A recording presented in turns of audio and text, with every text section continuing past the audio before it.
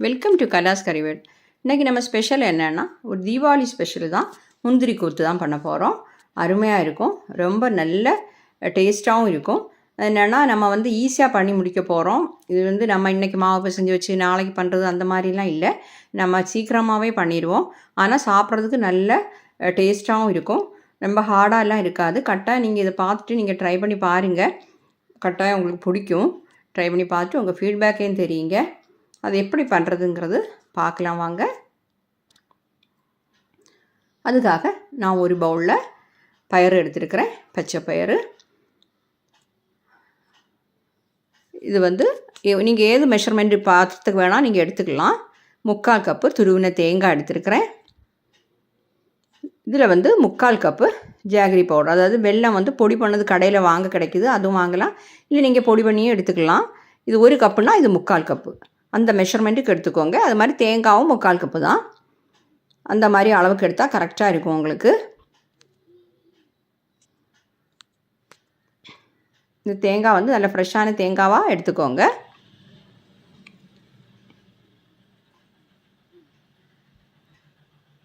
இந்த வெல்லத்தை வந்து நம்ம பாகு பண்ணணும். பாகு பதம் எல்லாம் ஒன்றும் தேவையில்லை. அதுக்காக இந்த மாவு வந்து ரெடி பண்ணணும். அதை வந்து டிப் பண்ணி ஃப்ரை பண்ணுறதுக்காக நான் வந்து அரிசி மாவு எடுத்துருக்கிறேன். 1/2 கப் அரிசி மாவு, அதுக்கப்புறம் கொஞ்சமாக மஞ்சத்தூள் எடுத்துருக்கிறேன்.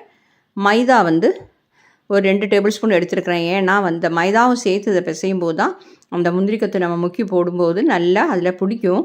அதுக்காக தான் சுக்கு பொடி எடுத்துருக்கிறேன்.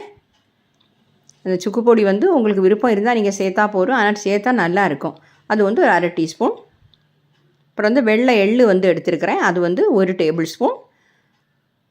ஏலக்காய் வந்து ஒரு 7 டன்னு எடுத்துக்கோங்க. இப்போ வந்து நாம் முதல்ல இந்த பயரை ஒன்று வறுத்து எடுத்துடலாம்.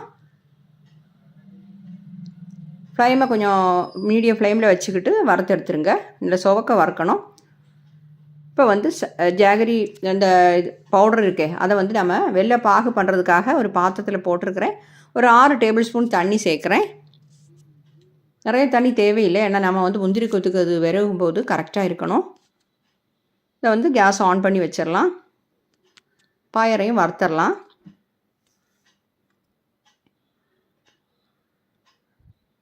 பாருங்கள், பயர் வந்து நல்ல சுவக்க வறுத்துருச்சு. இந்த மாதிரி வறுத்துக்கோங்க. ஃப்ளேம் ஆஃப் பண்ணிடுறேன். இப்போ வந்து நம்ம வெள்ளைப்பாகு, இந்த வெல்லம் வந்து நல்லா கரையணும், அவ்வளோதான்.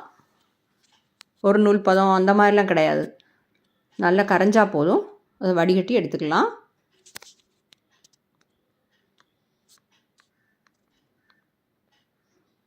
நல்லது. நம்ம வந்து பவுடர் போட்டனால சீக்கிரமாக கரைஞ்சிரும்.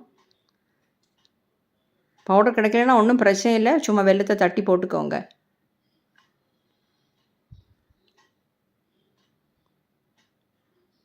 நல்லா கரைஞ்சிருச்சு.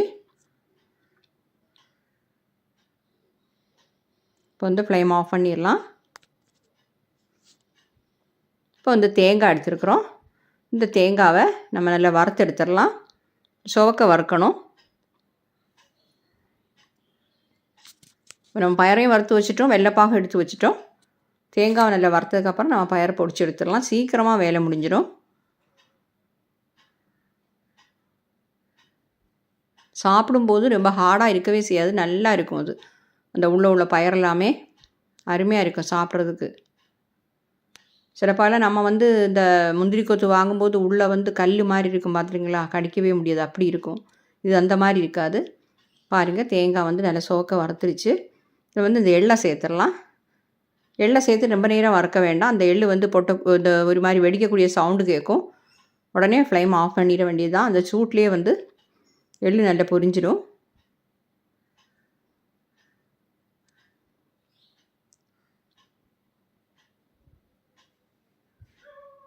அது நல்லா பொரிஞ்சிடுச்சு எள்ளும்.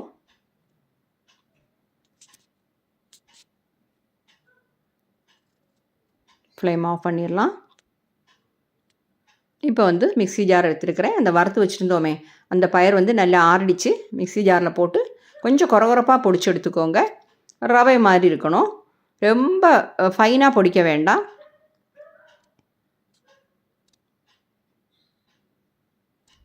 ரெண்டு வாட்டியாக வேணால் 2 வாட்டியாக போட்டு போடிங்க, இல்லைன்னா ஒரு வாட்டியாக கூட போட்டுக்கலாம். ஏலக்காவை அதை கூட சேர்த்துட்றேன். நல்லா பொடிச்சிடலாம். பாருங்கள், இந்த மாதிரி ரவை மாதிரி பொடிச்சு எடுத்துக்கோங்க. போதும். இப்போ இது வந்து ஒரு பாத்திரத்தில் மாற்றிடலாம். கொஞ்சம் அகலமாக பாத்திரமாக பார்த்து மாற்றுங்க, ஏன்னா நம்மளுக்கு அது பிசைஞ்சு எடுக்கிறதுக்கு கரெக்டாக இருக்கும். இப்போ இது கூட வந்து நாம் இப்போ துருவின தேங்காவை, நம்ம வறுத்து வச்சுருந்தோமே தேங்காய், அந்த தேங்காவை சேர்த்துடலாம்.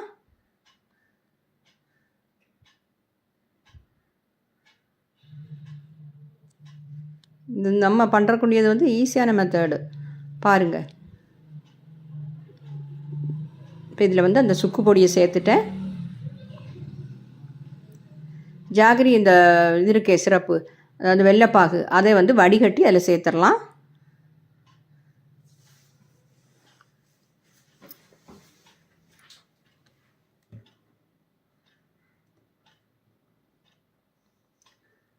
வடிகட்டும் போது அது தூசி ஏதாவது இருந்துன்னா வந்துடும், அதுக்காக தான்.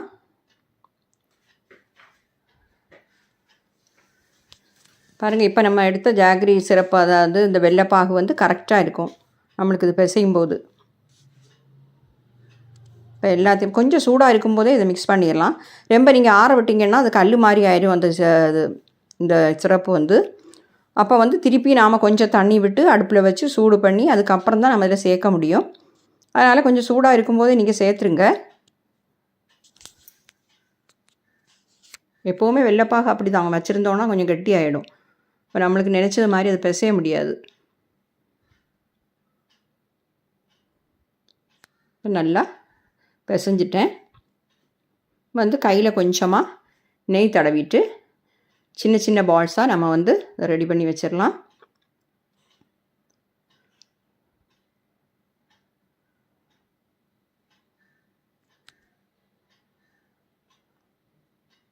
நல்லா அழுத்தி உருட்டிக்கோங்க. சின்ன பால்ஸாக எடுத்தால் போதும், ஏன்னா நம்ம வந்து இதில் மாவில் முக்கி போடும்போது இன்னும் கொஞ்சம் பெருசாகும். இந்த அளவுக்கு எடுத்துக்கோங்க.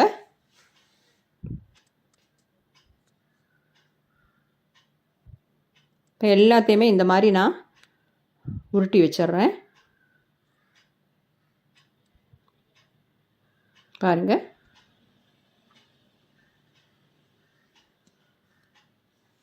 இந்த தீபாவளிக்கு நீங்கள் கட்டாயம் ட்ரை பண்ணி பார்க்கணும். இந்த மாதிரி ஸ்வீட்டெல்லாம் கரெக்டாக இருக்கும். இதே மெஷர்மெண்ட்டுக்கு சேர்த்துக்கோங்க. நீங்கள் ஏது கப்புக்கு எடுக்கிறீங்களோ அந்த அளவுக்கு நீங்கள் இதெல்லாம் சேர்த்துக்கோங்க. மெஷரிங் கப்புனாலே சரி தான். ஒரு கப்புக்கு 3/4 கப்பு வெல்லம், 3/4 கப்பு தேங்காய், அவ்வளோதான்.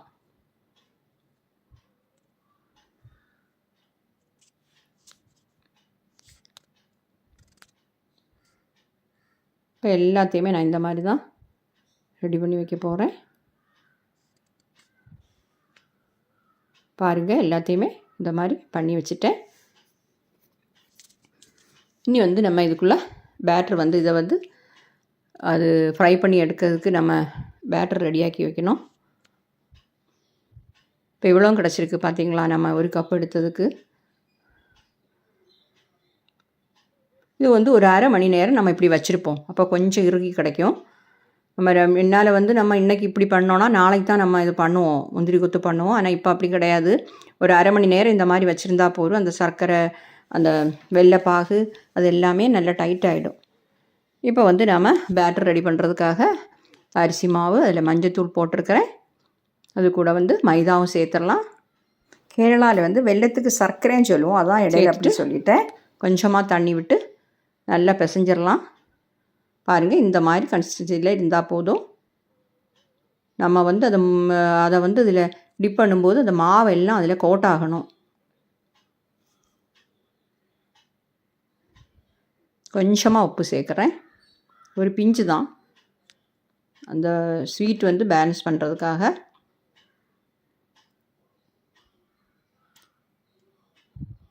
ரெடி ஆகிடுச்சு. நம்ம ஃப்ரை பண்ணிட வேண்டியது தான். அரை மணி நேரம் ஆயிடுச்சு. இப்போ பாருங்கள், நம்ம வந்து ஒவ்வொரு பாலாக எடுத்து இதில் முக்கி பொரித்து எடுத்துட வேண்டியது தான். இப்போ வந்து நான் 3ஆக சேர்த்து போடுறேன். முந்திரி கொத்துன்னு பேர், அது கொத்தாவே போட்டுடலாம். எண்ணெய் நல்லா காயணும். எண்ணெய் நல்லா காஞ்சதுக்கப்புறம் மீடியம் ஃப்ளேமில் வச்சு பொரித்து எடுத்துடலாம்.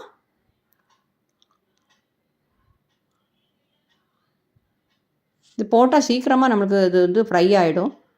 ஏன்னா அது பயரெல்லாம் நம்ம வறுத்து போட்டிருக்கிறோம், தேங்காய் எல்லாமே வறுத்து தான் போட்டிருக்கிறோம்.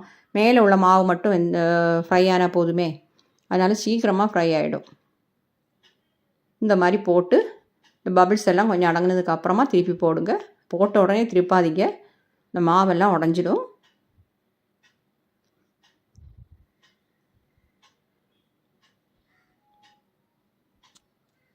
இந்த பபிள்ஸ் எல்லாம் கொஞ்சம் போகட்டும். எப்போவுமே நம்ம வந்து ஹை ஃப்ளேமில் வச்சு ஒன்றுமே ஃப்ரை பண்ணக்கூடாது. வெளியிலலாம் கரிஞ்சிடும், ஆனால் உள்ளே வந்து வேகாமல் இருக்கும். இப்போ வந்து பாதி பபிள்ஸ் எல்லாம் அமுங்கிடுச்சு.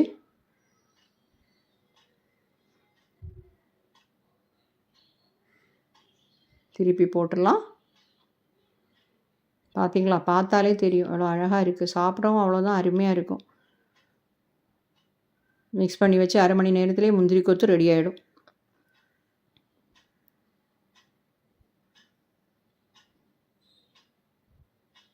இப்போ நம்ம எண்ணெயிலேருந்து மாற்றிடலாம்.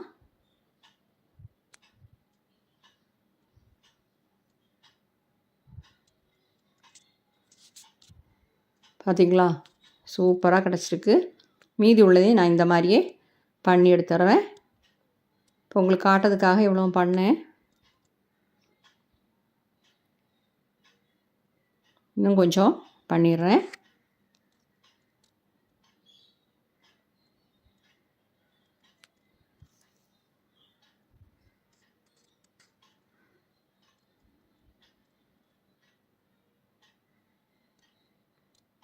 இதே மாதிரி தான் இதையும் ஃப்ரை பண்ணி எடுத்துடலாம்.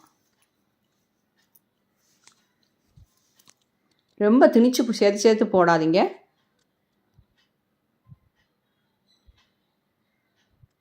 இது ஃப்ரை ஆகிடுச்சு, மாற்றிடலாம்.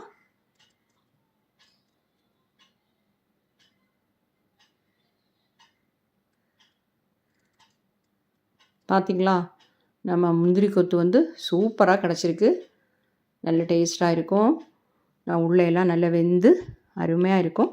கட்டாயம் நீங்கள் ட்ரை பண்ணி பார்க்கணும். இப்போ எடுக்கும்போது தெரியும் பாருங்கள், ரொம்ப கெட்டியாலாம் இருக்காது. பார்த்திங்களா, உடச்ச உடனே இப்படி உடையுது. சாப்பிட்றதுக்கெல்லாம் ரொம்ப கஷ்டமாக இருக்காது. ட்ரை பண்ணி பார்த்து உங்கள் ஃபீட்பேக்கை தெரிவிக்க மறந்துடாதீங்க. அப்போ என்னுடைய இந்த வீடியோ எல்லாருக்கும் பிடிச்சிருக்கும்னு நினைக்கிறேன். பிடிச்சிருந்துன்னா இந்த சேனல் இது வரைக்கும் நீங்கள் சப்ஸ்கிரைப் பண்ணலைன்னா தயவு பண்ணி சப்ஸ்கிரைப் பண்ணுங்கள். லைக் பண்ணவும், ஷேர் பண்ணவும், கமெண்ட் பண்ணவும் மறந்துடாதீங்க. ஓகே, அடுத்த நல்ல ரெசிபியுமா மீண்டும் சந்திக்கலாம். தேங்க்யூ.